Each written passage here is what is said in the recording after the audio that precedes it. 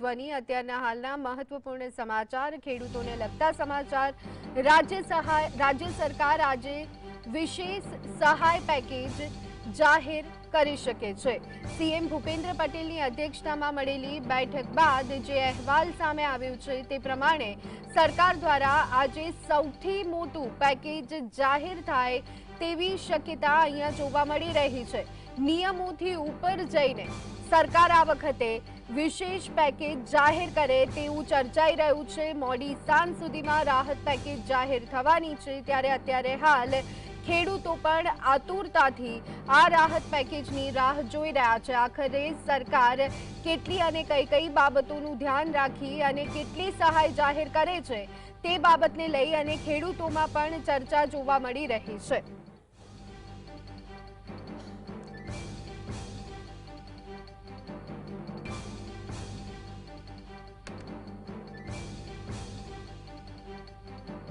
તો આ અંગે વધુ વિગત મેળવી લઈએ। સંવાદદાતા કામેશ ચોકસી અમારી સાથે જોડાઈ ગયા છે।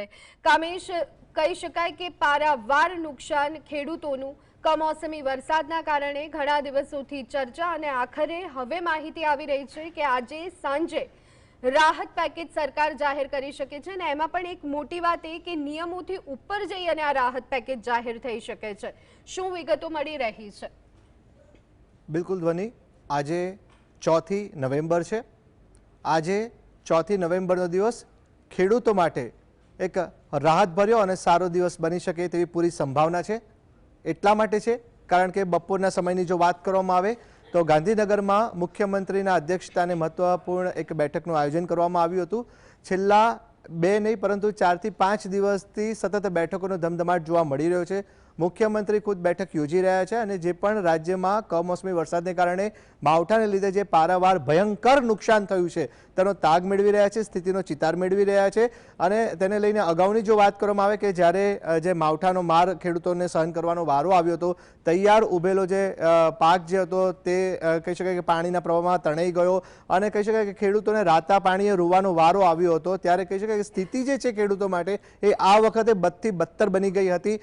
દિવાળીનો તહેવાર પત્યા બાદ જાણે નવા વર્ષની શરૂઆતથી જ જાણે હોળી થઈ હોય તેવું ખેડૂતો માટેનો ઘાટ સર્જાયો હતો ને તેને લઈને કહી શકાય કે સૌરાષ્ટ્ર અને દક્ષિણ ગુજરાતના વિવિધ ભાગોની જો વાત કરવામાં આવે તો ત્યાં આગળ ખેત પાકને પારાવાર નુકસાન પહોંચ્યું હતું। પાકની જો વાત કરવામાં આવે તો મગફળી છે, મગફળી સહિતના જે અન્ય પાકો જે છે, મગફળી, શાકભાજી સહિતના જેટલા પણ પાકો છે તે પાકોને પણ ખૂબ નુકસાન થયું હોવાની વાત સામે આવી હતી। ઊભો તૈયાર પાક હતો તે પણ પાણીના પ્રવાહમાં તણાઈ ગયો હતો ને જેને લઈને ખેડૂતોની જો વાત કરવામાં આવે તો જે સમયસર વાવણી તો કરી પરંતુ જ્યારે પાક લણવાનો સમય આવ્યો ત્યારે ફરીથી માવઠાનો માર સહન કરવાનો વારો આવ્યો। અને સૌથી મહત્વની બાબત એ હતી કે ખેડૂતોએ જે પણ રોકાણ કર્યું હતું તે બધું જ પાણીમાં વહી ગયું, જેને લઈને સ્થિતિ ખૂબ વિષમ બની હતી। ત્યારે મુખ્યમંત્રીએ જે નવું મંત્રીમંડળની રચના થઈ હતી ને ત્યારબાદ જે મંત્રીઓ નવા બન્યા છે તે લોકોને સીધા જ ગ્રાઉન્ડ રૂટ ઉપર જવાના આદેશ આપ્યા હતા। મંત્રીઓની વાત કરવામાં આવે તો ડેપ્યુટી સીએમ જે છે હર્ષ સંઘવી તેઓ પણ ગ્રાઉન્ડ ઉપર ઉતર્યા હતા। આ સાથે જે અન્ય મંત્રીઓ જે છે તે પણ વિવિધ વિસ્તારોની તેમણે મુલાકાત લીધી હતી, ખેતરોની મુલાકાત લીધી હતી, ખેડૂતો સાથે સંવાદ કર્યો હતો। આપણે એ પણ ના ભૂલવું જોઈએ ધ્વનિ કે ગઈકાલની જ વાત કરવામાં આવે તો મુખ્યમંત્રીએ પણ સૌરાષ્ટ્રના કોડીનાર પાસેના જે ગામની મુલાકાત લીધી હતી, જૂનાગઢની મુલાકાત લીધી હતી, જે અસરગ્રસ્ત વિસ્તારો છે તેની મુલાકાત લઈ અને ખેડૂતોને આશ્વાસન આપ્યું હતું કે રાજ્ય સરકાર ખેડૂતોની સાથે છે, ખેડૂતોની વારે છે અને ટૂંક સમયમાં સહાય પેકેજ જાહેર કરવામાં આવશે। આ તમામ બાબતોને લઈને ખેડૂતો હવે જ્યારે છેલ્લા 72 કલાકથી ક્યારે રાહત પેકેજ જાહેર થશે તેની રાહ જોઈ રહ્યા છે ત્યારે તેમના માટે ખૂબ સારા સમાચાર, ખૂબ રાહતના સમાચાર એક અહેવાલ સામે આવ્યો છે અને એ અહેવાલને લઈને જો વાત કરવામાં આવે તો આજે મોડી સાંજ સુધીમાં સત્તાવાર રીતના રાજ્ય સરકાર વિશેષ પેકેજ જાહેર કરી શકે છે। વિશેષ પેકેજ, સહાય પેકેજ તો છે જ પરંતુ આ એક વિશેષ પેકેજ જાહેર કરે તેવી સંભાવના છે કારણ કે જે નિયમો જે છે એ નિયમોને આધીન સામાન્ય રીતના સરકાર છે એ સહાય પેકેજ જાહેર કરતી હોય છે પરંતુ આ વખતે નિયમોથી ઉપર જઈને ખૂબ મોટું નુકસાન થયું છે। નુકસાનની જે લિમિટ હતી તે પણ ક્રોસ થઈ ગઈ છે એટલે કહી શકાય કે પારાવાર નુકસાન છે, ભયંકર નુકસાન ખેડૂતોને થયું છે અને જેને લઈને હવે ખેડૂતોને કહી શકાય ખેડૂતોની વારે સરકાર આવી છે ત્યારે એક મોટું પેકેજ, વિશેષ પેકેજ જાહેર થાય તેવી સંભાવના છે। બીજા બાબતની જો વાત કરવામાં આવે તો આ વખતે જે સહાય પેકેજ જાહેર કરવામાં આવે તે હેક્ટર દીઠ જે પણ નુકસાન થયું છે તે પ્રમાણે સહાય આપવામાં આવશે ખેડૂતોને।